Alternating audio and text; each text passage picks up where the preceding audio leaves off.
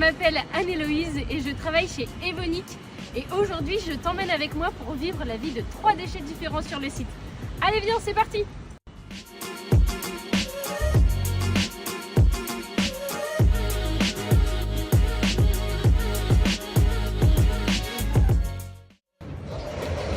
Et bien ici, on est sur une zone de tri des déchets.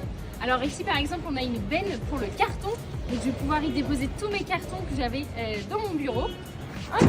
Et puis, on a d'autres bennes de différents types pour les autres types de déchets.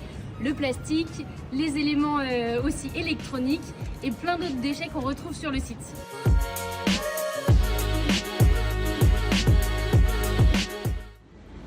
Allez, je t'emmène avec moi à la fin de notre process au niveau de notre station d'épuration. Tu vas voir, c'est la fin et il y a quand même des déchets à trier. Allez, c'est parti! La majorité de nos rejets qui vont à la station d'épuration, ce sont des liquides. Et donc le but de la station d'épuration, ça va être de filtrer les différents polluants et de les agglomérer pour en faire des boues.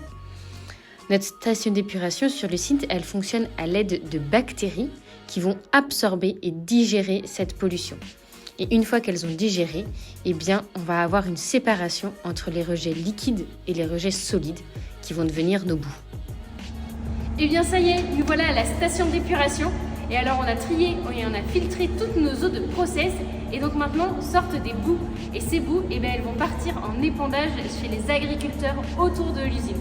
Et voilà, c'est un cercle vertueux qui permet la croissance des plantes dans l'agriculture. Nos boues de station d'épuration sont régulièrement analysées pour vérifier qu'il n'y a pas de danger auprès des agriculteurs. Et les boues, elles sont très appréciées en agriculture car elles contiennent de l'azote et plein d'autres nutriments qui vont être nécessaires à la croissance des plantes. Donc là, on a vu la gestion des déchets de boue en sortie de station d'épuration. Et maintenant, je t'emmène voir la gestion des déchets liquides. Allez, viens! Et voilà, ça y est, on est au bout de la station d'épuration. Maintenant, on rejette nos liquides après les avoir traités. Ils vont direction notre cours d'eau, la Sommette.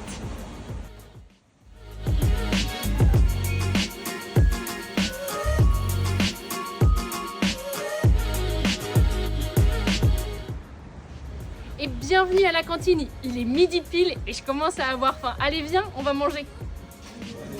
Et bien ça y est, j'ai fini de déjeuner, donc mon plateau est vide et maintenant je vais aller trier ce qui reste et notamment les emballages.